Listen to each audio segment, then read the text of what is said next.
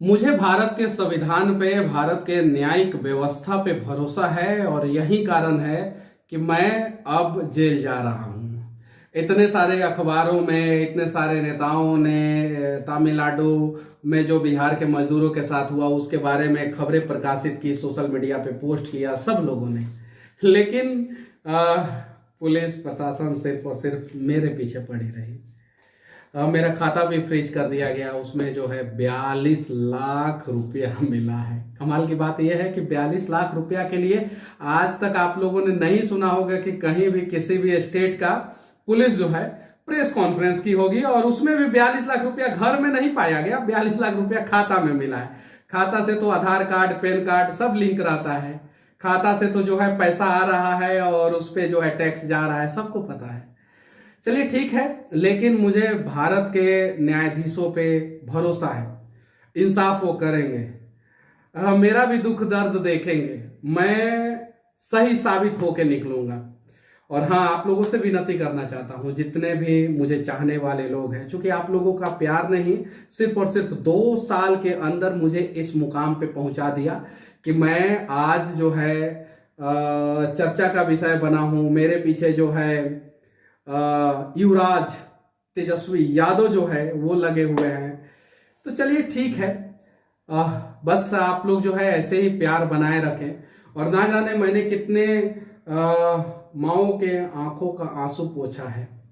उम्मीद है कि उनके बेटे जो है मेरे माँ का भी आंखों का आंसू पोंछेंगे और उनके आंखों में आंसू आने नहीं देंगे, उम्मीद है। और ये लड़ाई है, ये लड़ाई तब तक जारी रहेगी जब तक हमारा बिहार जो है फिर से नया बिहार, सपनों का बिहार और उम्मीदों का बिहार ना बन जाए। पहला राष्ट्रपति जो है वो बिहार से बनते हैं, सबसे ज़्यादा आईएएस आईपीएस हमारे बिहार से। और आज मजदूरों का राज बन गया हमारा बिहार।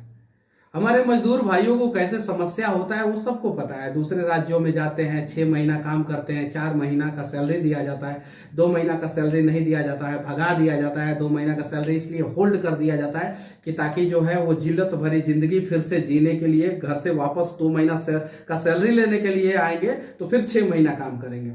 और यही उनकी नियति बन जाती है, यही उनका भाग्य बन जाता है। यही तो बदलना है हम लोगों को।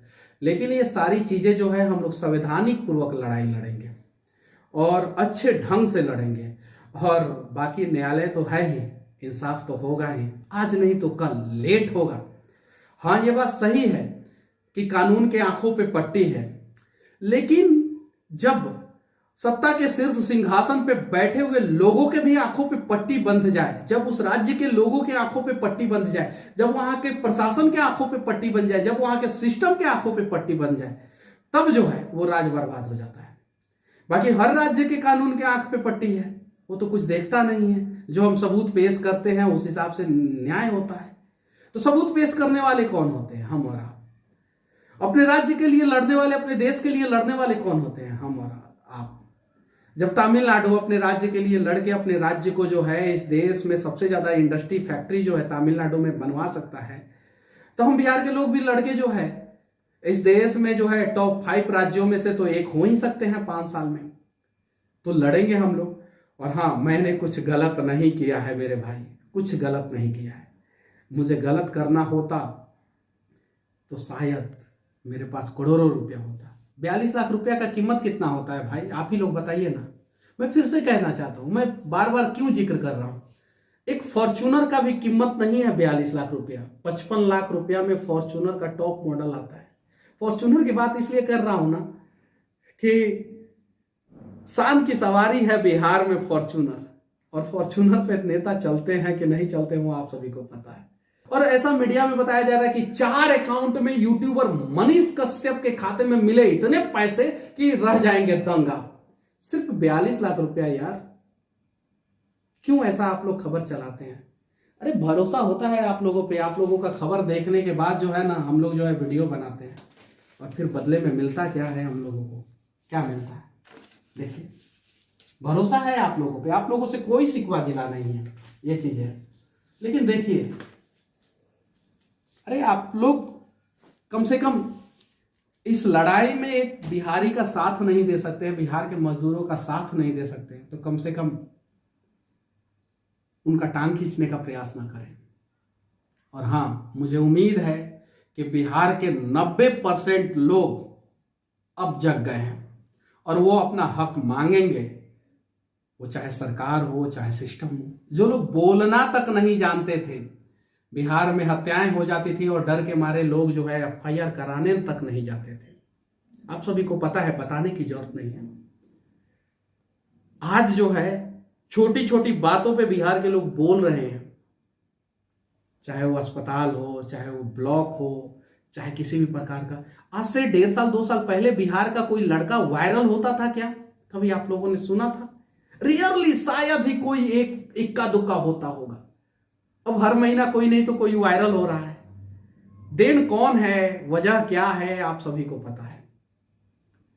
बस अब हम लोगों को बोलना है अपने हक के लिए, अपने लोगों के लिए, अपने राज्य के लिए।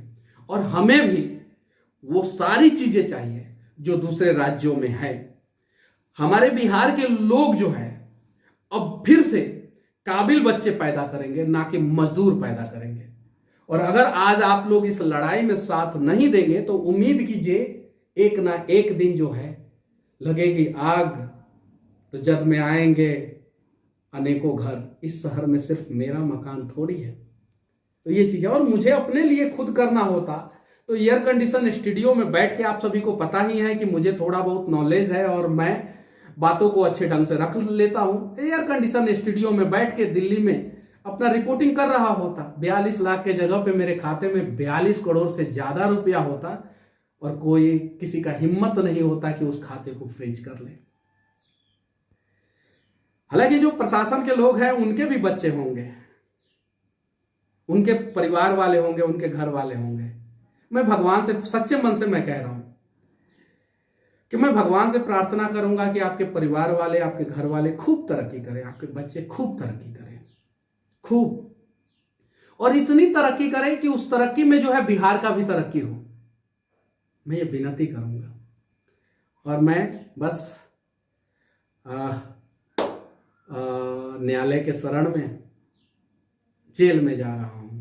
ना मैंने रेप किया है, ना मैंने हत्या किया है, ना मैंने तस्करी किया है।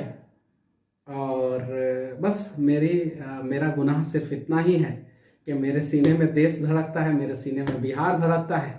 मेरा गुनाह सिर्फ इतना ही है कि जब मैं दादाजी के पास होता था तो उन्होंने जो है देशभक्ति कहानियां मुझे बताई, कैसे चीन के युद्ध के दौरान क्या क्या हुआ था।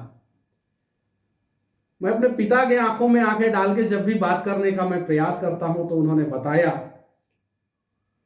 कि देश का रक्षा सबसे पहले करना है, देश के लोगों का रक्षा सबसे पहले करना है।